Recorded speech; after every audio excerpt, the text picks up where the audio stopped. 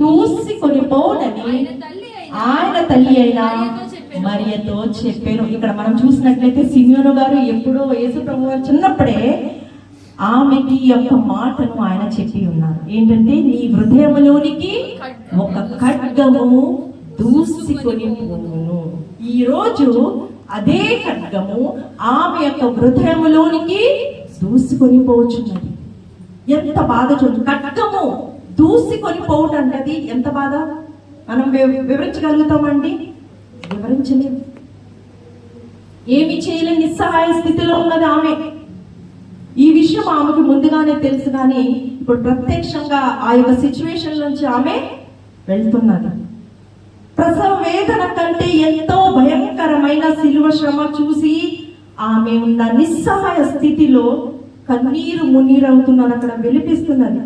కడ వరకు కూడా ఆమె ఏం చేసిందండి, శిలువ మొదటి నుంచి కూడా శిలువ వేసే వరకు కూడా తల్లి అక్కడే ఆ కుమారుని కనిపించుకుంటూ ఉంటుంది. ఒక్కసారి ఆలోచిద్దాం. ఇది ఈ యొక్క మాటకి రెండో మాటగా మనం చూసినట్లయితే భావం ఏంటంటే, కుమారుని పోగొట్టుకున్న యొక్క తల్లి ఆవేదన, ఆమె బాధ. మరి మూడోది మనం చూసినట్లయితే, యేసు ప్రభువు వారు అప్పచెప్పిన బాధ్యత ఎవరికి అప్పచెప్పారండి? యోహాను గారికి. ఇప్పుడు మనం ఇదే చూస్తాం. ఎంతమంది శిష్యులండి? 12 మంది శిష్యులు.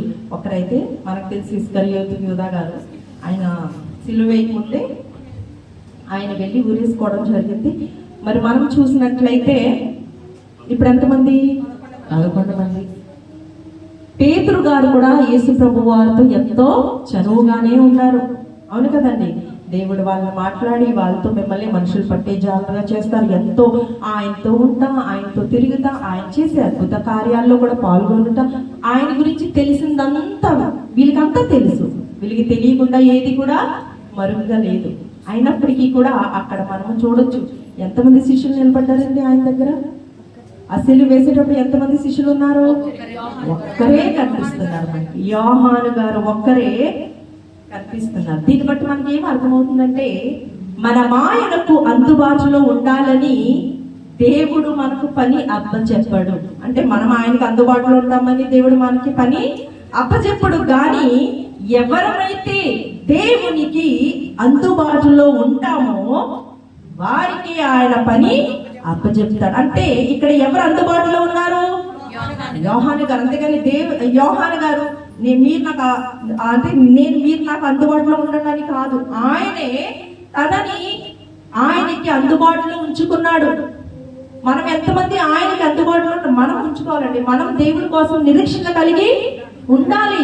అప్పుడే దేవుడు మనని ఆయన కార్యాలకి ఉపయోగించుకుంటారు. ఈ అనుభవం కేవలం మనం చూస్తే క్రీస్తుని ఎవరైతే సంపూర్ణముగా అర్థము చేసుకుంటారో వారికే సాధ్యం, ప్రతి వారికి కాదు.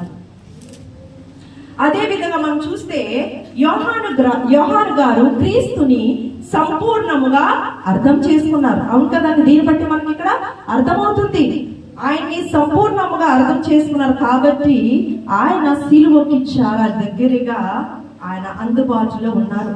మిగతా శిష్యులందరూ కూడా పారిపోయారు. ఒక్కరు కూడా లేరు, ఆయనతో పాలు పంచుకోవటానికి లేరు, ఆయన శ్రమలో తోడుగా లేరు.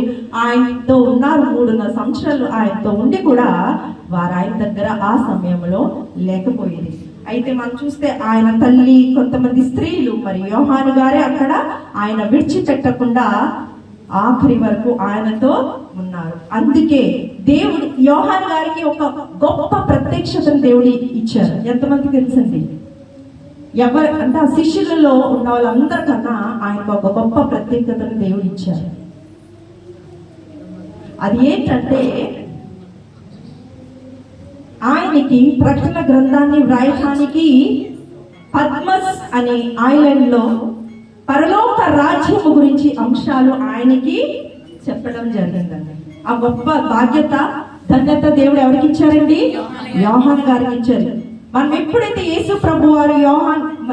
ప్రభు వారు యోహాను గారితో ఇదిగో నీ తల్లి అని చెప్పారో, అతడు ఏం చేశాడంటే తనని తన ఇంట చేర్చుకున్నారు. మనం దేవునికి ఎంత సన్నిహితంగా జీవిస్తామో అప్పుడే దేవుని చిత్తం మనం తెలుసుకోగలుగుతాము. ఆయన ఎంతో బాధను అనుభవిస్తూ కూడా, అంటే క్రూషియేటింగ్ పెయిన్ అంటే the pain which comes from the cross alone is called excruciating pain. అంటే ఆ బాధను మనము వర్ణించలేము. ఆయన ఏం చేశారు? ఆయన చనిపోతా కూడా ఆయన తదనంతరం ఆయన శిష్యులను ఆయన నిలబెట్టారు. అంటే నేను వెళ్ళిపోయినా సరే నా పనిని ఎవరు చేస్తారు? నా శిష్యులు చేస్తారు. అలాగైతే మనం చాలా మందిని చూడొచ్చు. మోషే గారు కూడా ఉన్నారు. కానీ మోషే గారు తర్వాత మోషే గారు ఎవరు తయారు చేశారండి? he has prepared a successor or a disciple to follow the God's words after him. అంటే మోషే గారు తర్వాత ఎవరు? మోషే గారు యెహోషువ అయ్యారు. యెహోషువ తర్వాత కాలేబ్ గారు అయ్యారు. అదే విధంగా మనం పౌలు గారు కూడా చూడొచ్చు. పౌలు గారు తిమోతి గారు నిలబెట్టుకున్నారు. తిమోతి గారు ఫిలెమోను తీతుని, అంటే ఒక్క ద్వారా తర్వాత ఒకరు. అలాగే యేసు ప్రభు వారు ఏం చేశారు? ఆయన తర్వాత ఆయన ఎవరు నిలబెట్టుకున్నారు? ఇక్కడ యోహాను గారిని. అయితే యేసుక్రీస్తు ప్రభు వారు ఆ యొక్క శ్రమను బాధను అనుభవిస్తూ కూడా మరణిస్తున్న సమయంలో కూడా తన శ్రేష్టమైన బాధ్యతను యోహాను మీద, శ్రేష్టమైన ప్రేమను ఆ యొక్క తల్లి పట్ల చూపించారు. యేసుక్రీస్తు ప్రభువును మనము మాదిరి కలిగి జీవించాలి. తల్లి తండ్రి ప్రేమ ఈ లోకానుసారమే, అవును కదండి? తాత్కాలము కానీ మన యేసయ్య ప్రేమ శాశ్వతమైనది, ఎంతో విలువైనది. ఆ విలువైన ప్రేమ మనము తెలుసుకోవాలనుకుంటే ఆయనకి మనం ఎలా ఉండాలి? అందుబాటులో సన్నిహితంగా ఉండాలి. ఆయన రాకడకు మనమందరం కూడా సిద్ధపడే భాగ్యము, ధన్యత మనందరికీ కూడా దేవుడు అనుగ్రహించును గాక. ఎప్పుడైతే మనం ఆయన సన్నిహితంగా ఉంటామో అప్పుడే ఆ భాగ్యతను మనకు దేవుడు అనుగ్రహిస్తాడు.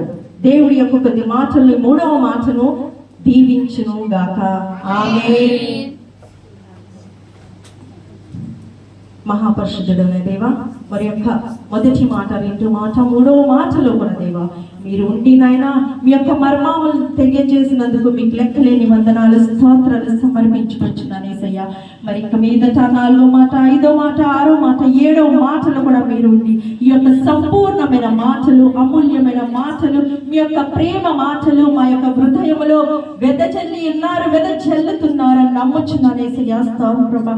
ఇక్కడ మేము కాదు నాయన, మీరే మాలో ఉండి ఈ యొక్క మర్మాలు మాకు తెలియపరిచినందుకు, ఎన్నిక లేని వారు ఎందుకు పనికి రాని వారము ఇట్టి విధముగా మమ్మల్ని నిలబెట్టుకున్నందుకు మీ యొక్క బంగారు పాదములకు లెక్కలేని వందనాలు, స్తుతులు సమర్పించుకొచ్చున్నాము యేసయ్యా. స్తోత్రం. ఇట్టి గొప్ప ధన్యత నాయన పెద్దకుప్పతో సమానమైన నాకు అనుగ్రహించినారు. లెక్కలేని వందనాలు, స్తోత్రం. ఇక జరగబోయే కార్యంలో కూడా మీరే అధ్యక్షగా ఉండి మీరే నిస్సహాయం నుంచి మీ ప్రేమను వెల్లడించుకోమని మా కొరకు త్వరగా మేఘా సీనడే వచ్చుచున్న యేసు ప్రభు ద్వారా ఈ ప్రార్థన ఆలకించమని వేడుకొచ్చున్నాను పరమ తండ్రి. ఆమేన్. మరి సమయం ఇచ్చిన అయ్యగారికి, అమ్మగారికి, సర్వవిశ్వాసులందరికీ కూడా నా హృదయపూర్వక నిండు మరణాతలు తెలియజేసుకుంటున్నాను. మరి చక్కగా 3వ మాట వివరించినటువంటి ఎఫ్సీబా గారికి, సంఘం